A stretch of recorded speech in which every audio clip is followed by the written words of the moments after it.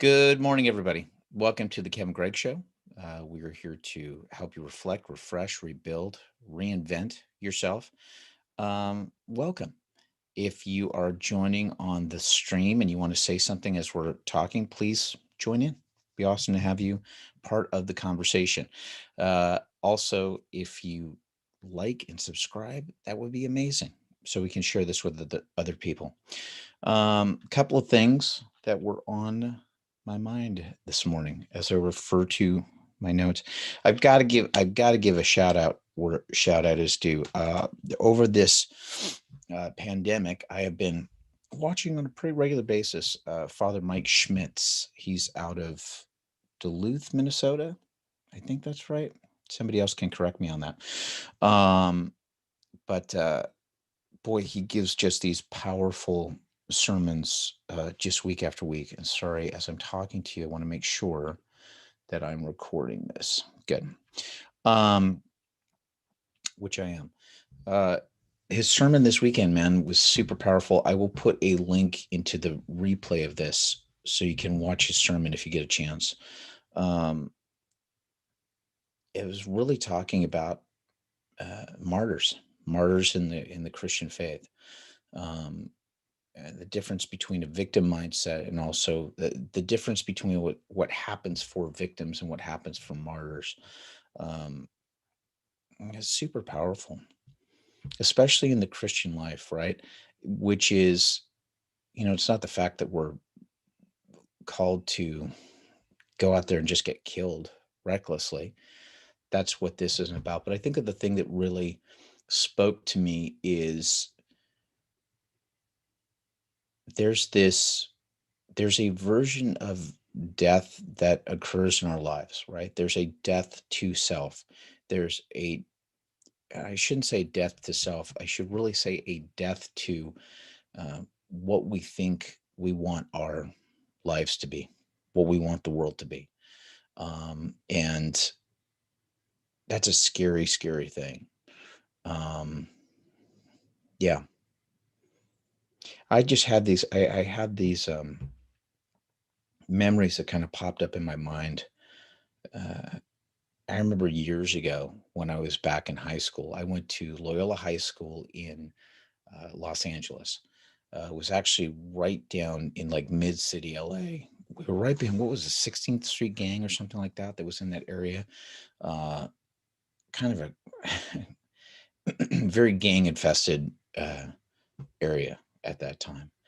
Um, you'd have all these kids from all over the city and all over Los Angeles coming to this place.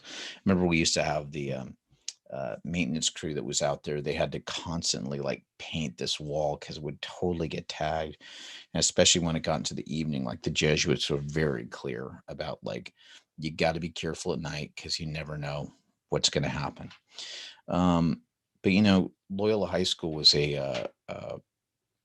really a college preparatory school.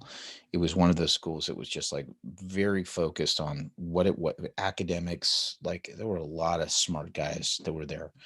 Um, and it's heavy. Like when you get in there in your freshman year, it's like, yes, if you've been a good student, it's like ramp it up because you've got to be studying and hitting the books and all this stuff. Now, at the time that I was there from where was I? I was there from like 86 to 1990. And I remember, man, like around the time that I got in there, about 86, 87, me getting out of like eighth grade. So I grew up on NBC's much must watch TV, right? Like Thursday nights were so huge in the United States because they had four shows that were lined up on Thursday nights. And those shows were, uh, it was The Cosby Show. What was it? It was The Cosby Show, Family Ties, then it was Cheers, and then it was Night Court, I think. But it was like those four shows back to back were like huge in the United States. Um, I just watched it all the time. Like really loved the Cosby Show. You know, sans everything that has gone on since then with Bill Cosby. Uh, but the Cosby Show and Family Ties, and it was such a big deal to me to get home for those. Thursday evenings to watch that stuff. And I remember when I was a freshman in high school, like I just was having such a difficult time because everything had sort of changed. It was like so much homework. You'd get home. By the time that I got home, it'd be like 4:30 in the afternoon because I was taking, mid-city buses uh across. Oh my gosh, those buses were so hard. We'd be down on like, what was it? It was Venice Boulevard and Normandy to catch the bus.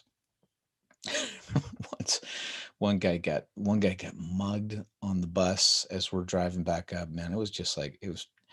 We'd be going through some tough neighborhoods, and when you're like, when you're white kids, you're just like you're sticking out like a sore thumb. I used to remember, I got on the cross country team years later, and we would Lalo Diaz, man, he'd get in his Volkswagen bus, right? His Volkswagen bus, and you'd have to log time as a cross country runner. We would have to go from Loyola High School, and then we would run down towards USC and down towards the Coliseum and around the Coliseum, and we'd be doing it in the afternoons. Just imagine like dirty, smoggy LA, because a lot of the car emission stuff hadn't kicked in yet, and we'd be running through these neighborhoods. I remember we get kids that were, you get black kids that were on bikes and like going, "What are all you white kids doing here?" And uh, Mr. Diaz used to drive around with the Volkswagen bus in case any of us happened to get in trouble. So if something, and that was the rule. He said, "I'm going to be driving and checking on you guys. And if anything happens, you jump in my van and we take off." I think it happened like maybe once with one of the guys. They ended up like running into, some gang members or stuff. I remember once, man, I was on Beverly Boulevard. I was at Beverly and Western. No, I was further down than that. Vermont. I was down at Beverly in Vermont, and I was waiting for a bus to get back home. And I just remember, man, like car pulled up. It was a Mexican guy that was out on the street, and I remember like two cars pulled up, and holy smokes, man! Like six guys jumped out of cars with baseball bats, and it was just crazy. Hey, Charity, good to see you this morning. Yes, you grew up with a Volkswagen bus. Love them. You know, Side story for a second. Growing up here in Los Angeles, my dad had a Volkswagen Bug, Volkswagen Beetle. I think it was like a what was it? It was like a was a 68 or something like that. But I loved that car so bad, and um, I remember, man, that was the car that I wanted to drive. I wanted to drive that car so bad. And then one morning, it was probably about 84. It was like probably 11 or 12 or something like that. There had been like a party in our neighborhood. We lived in West Hollywood, in the Fairfax district in that area, and we went up. We went to go to mass one morning, and as we came out, my dad just walked out and he looked out as we were getting into the family car. We would get into the Toyota Corolla, and instead he looked out and he went, "The Volkswagen's gone." And sure enough, man, somebody boosted that Bug. And I remember going to mass and just praying to God, "Please, Lord, bring back that Volkswagen. I want that Volkswagen back." And they ended up finding it.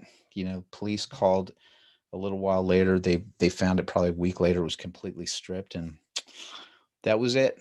No more Volkswagen for us. Anyway, I'm talking about all this Loyola stuff and all my past. Here's the big thing. My freshman year at Loyola High School, the the the amount of work and studying and everything that we had to do, I like there was no time that was left to be able to watch television in the evening. And I remember sitting down with my high school counselor, Tom Vavra, and he was talking about like, well, what are your plans? What are you going to do? And we were talking about studying. And I remember I had seen an episode of Family Ties like the night before. So this must have been a Friday. I was in his office. And I remember Mallory, the character Mallory Keaton, who is played by Justine Bateman. This is Jason Bateman's sister. She's actually just come out with a book, I think, recently. She's been pretty open about, like, um, just aging, and just like going, hey, this is who I am, and this is how I naturally age, and I don't need to do all this stuff. But um, in the episode, Justine Bateman, Mallory Keaton, she used to play like the really kind of pretty ditzy sister. Uh, and I remember she had this one thing where she was trying to like get a C on an exam to just pass something, and how hard she had to work. And I remember, I spoke to Mr. Vavra that day and said, I think I've got to be like Mallory Keating, Alex P. Keaton. That's it. Mallory Keaton. And I remember him just looking at me like, okay, like dumbfounded. Um, but yeah, it was that moment in my freshman year in high school where I just had to realize, like, no, that stuff that I used to do, like, I've got to walk away from it. The watching television at night or doing any, and it was that moment where I realized, like, oh, I can't do must see TV anymore. I'm in a different stage of my life where maybe I'll get to see stuff, but for now I can't do it. And I've had that happen a couple of times in my life too, where I've had things that, um, I wanted my life or my career to go a certain way. And I've just had to have these moments where I say, all right, God, I'm putting it on the altar for you. And I think that that comes back to my original mention of uh, Father Schmitz sermon this last weekend about being martyrs, you know, that we're in the world, but we're not of it, that we're called to represent um, the truth of what Christ is offering us, that salvation that Christ is offering us, and what he's drawing us to. And again, I keep saying it on here, there's hard truths. There's hard truths. We want things to be able to go our way, right? I get it with, you know, the commandments or the things that he calls us to. Um, and there's so many times that we kind of want to pick and choose what's asked of us. But what's asked of us is for the best version of ourselves. Matthew Kelly, who's uh, he's a Catholic writer, and he's written a ton of books and blogs, but he's calling us, Jesus Christ is calling us to the best versions of ourselves. And sometimes that means that we're doing it at the expense of what we think, um, the way that we want our lives to go, the way that we want our careers to go, the way that we see like certain relationships or friendships or um, acquaintances that we want to have it a certain way. And I think that there's something about Christian martyrdom that calls us to a higher thing. It calls us to a higher way of life, which is like, are you willing? Uh, are you willing to go this far? Are you willing to go this far at the expense of whatever your supposed career or your supposed reputation? Um, it's a hard thing. It is a hard thing. Charity, I got to read what you said. Yeah, so true. We aren't meant to be the same. We're set apart, not necessarily better than everyone else, just with a different perspective on life and a different purpose. Boy, you bring up such a great point, right? Which is, thank you for commenting. I appreciate it. Um, people, I think, have two, um, I believe, two inaccurate views of what the Christian faith is. People think that the Christian faith is, oh, this is about people just being absolutely um, perfect and goody two shoes, and everything is so right, and they just look down their nose at everybody else. It's like, no, man, this is filled with broken people. It is filled with broken people trying to figure it out. I literally have this. My buddy Doug, he just sent me this book, which I've just started, but this one's called Messy Spirituality. Sorry, my Stuff's catching up with me. There it is. Can you see it? There it is. Messy spirituality. I want to check. I'm reading this book, but it's the thing that God asks of us, man. He doesn't want us perfect. That's the wonderful thing with the Christian faith.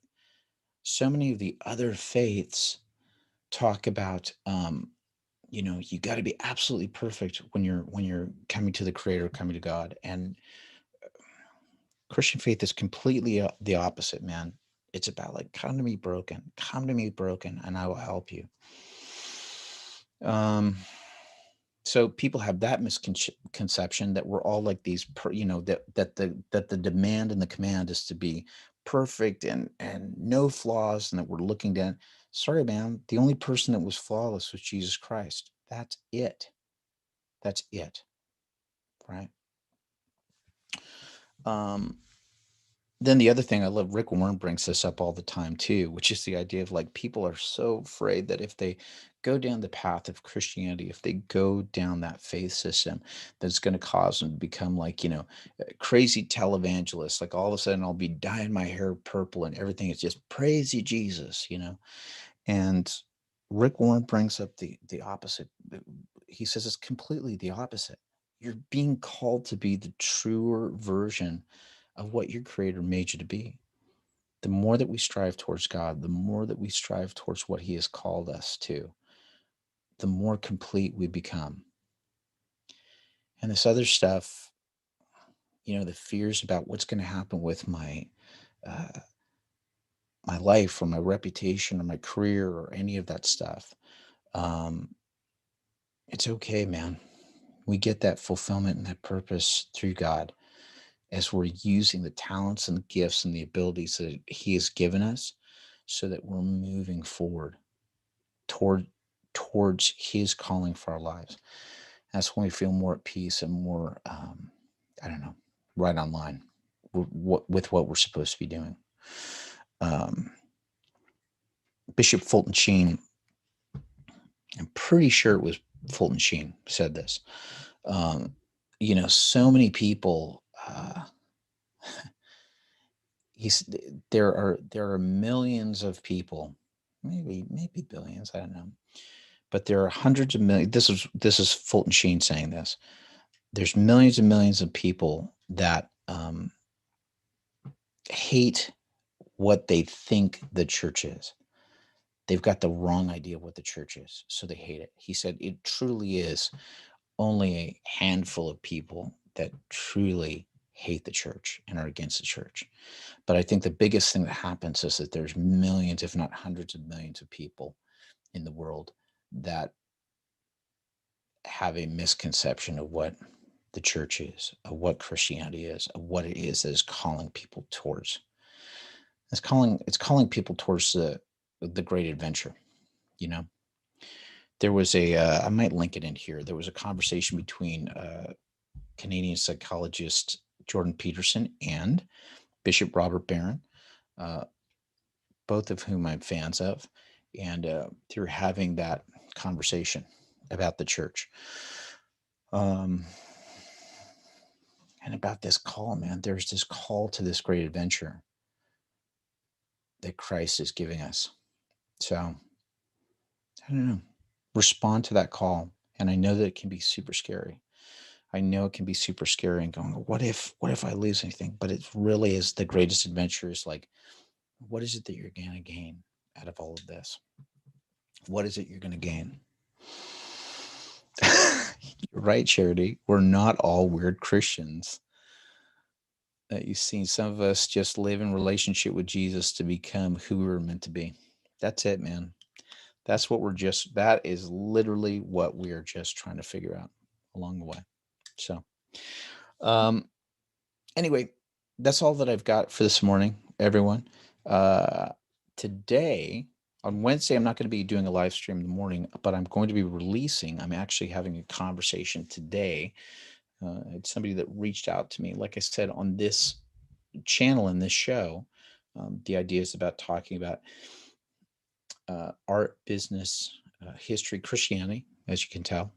I'm having a conversation with a fella that I will be sharing with you on this channel on Wednesday.